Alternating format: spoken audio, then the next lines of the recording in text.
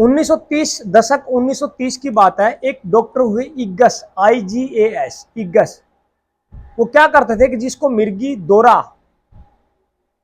दौरे का, पैरालाइज का, लकवे का, या किसकी ब्रेन की मेमोरी चली जाए उसका, या कोई भी XYZ जब भी डिजीज होती थी तो वो नाक के द्वारा एक सुई लेके जाते थे और ब्रेन को टच करवाते थे। क्या करवाते थे? ब्रेन को टच करवाते थे। इससे ब्रेन उनका बहुत ज्यादा एक्टिवेट होता था। ठीक है। अच्छा, ये देखिए, कई दफा ये सुनने में मिलता है किसी को लकवा आ जाए, एक साइड की डैमेज हो जाए, तो उसका ब्रेन का कौन सा पार्ट डैमेज होता है? ये वाला। कौन सा? ये वाला। तो न्यूरॉन उसके डेड हो जाते हैं। और कंटिन्यू उसकी एक्सरसाइज करवाने से, कंटिन्यू उसको उसकी प्रैक्टिस करवाने से, कंटिन्यू उसको थेरेपी देने से ब्रेन ये मानने लग जाता है कि अरे ये तो थेरेपी करके ठीक हो रहा है। और ब्रेन फिर उस पार्ट के अलावा दूसरे भाग के अंदर नए न्यूरॉन को रीजनरेट करना स्टार्ट कर देता है, और न्यूरॉन में धीरे धीरे फिर जान आनी स्टार्ट होती है और धीरे धीरे बॉडी ठीक होती है।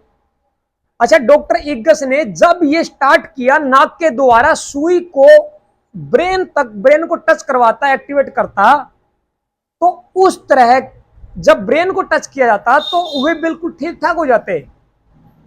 उसको बोलते हैं, उस बीमारी को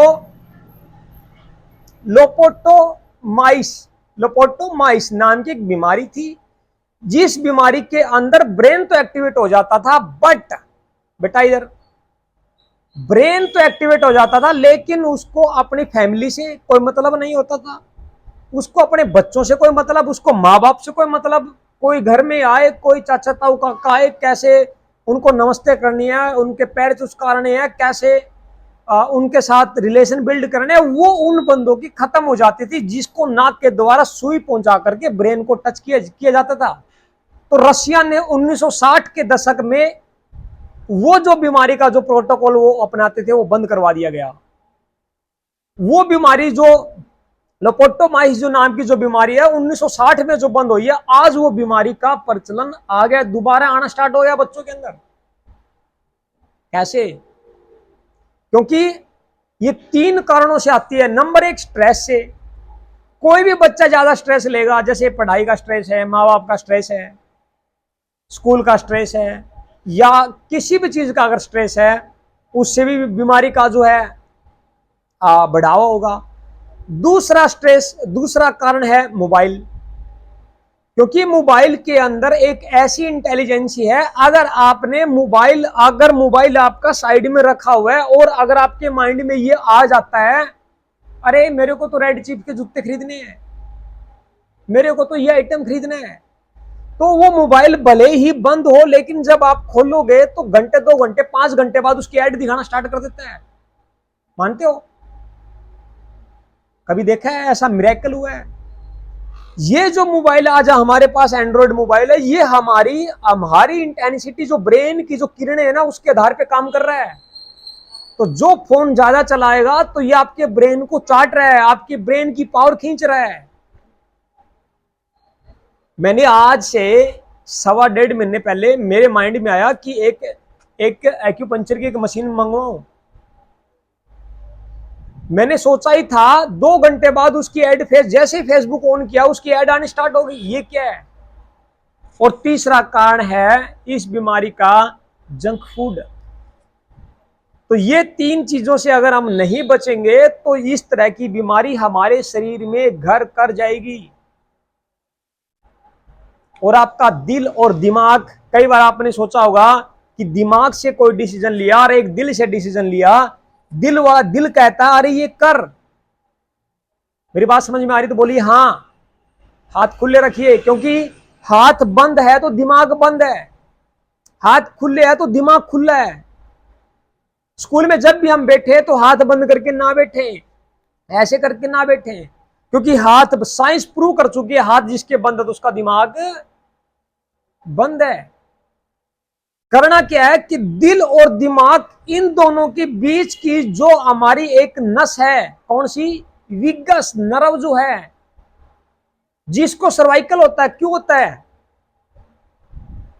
ये वो लोग होते हैं जो सोच लेते हैं कि अरे पूरे घर का भार मेरे ऊपर है, पूरे घर की टेंशन मेरे ऊपर है, मेरे को तो कमा कमा के देना पड़ता है, मैं ऐसा क्यों करूं, मैं के कमाने के लिए बनाऊं, क्यों मैं इनका भार उठाऊं।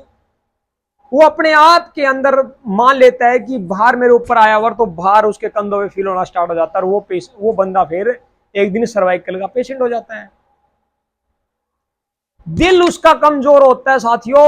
जो आदमी किसी की बसड़ ले बैठे, जो आदमी एंजाइटी में रहे, किसी की टेंशन रहे, जो आदमी किसी से प्रेम ना करे, जो आदमी या लेडी जो भी XYZ है, किसी को देखा हुआ कोई अच्छा ना लगे, किसी का बच्चा अच्छा ना लगे, किसी का परिवार का सदस्य अच्छा ना लगे, किसी के साथ दुश्मनी हो, वो दिख गया तो एकदम दिल के अंदर ऐसी बदला लेने की एकदम एक उत्तेजना वो खड़ी होती है। तो ये उसका, ये मान लीजिए कि उस टाइम उसका दिल के ऊपर बहुत ज्यादा स्ट्रेस है, उसका दिल भारी होता जा रहा है छोटी छोटी टेंशनों से, एंजाइटी से, ये भड़क से।